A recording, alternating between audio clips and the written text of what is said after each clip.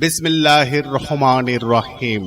মূল্য ছাড়, মূল্য ছাড়, মূল্য ছাড়। 60% পর্যন্ত মূল্য ছাড়। দেশের স্বনামধন্য ফ্যাশন ব্র্যান্ড অঞ্জনসের নরসিংদী শাখায় 29 আগস্ট শুক্রবার থেকে নির্দিষ্ট ডিজাইনের পণ্যের উপর থাকছে আরে বাবা 60% পর্যন্ত মূল্য ছাড়।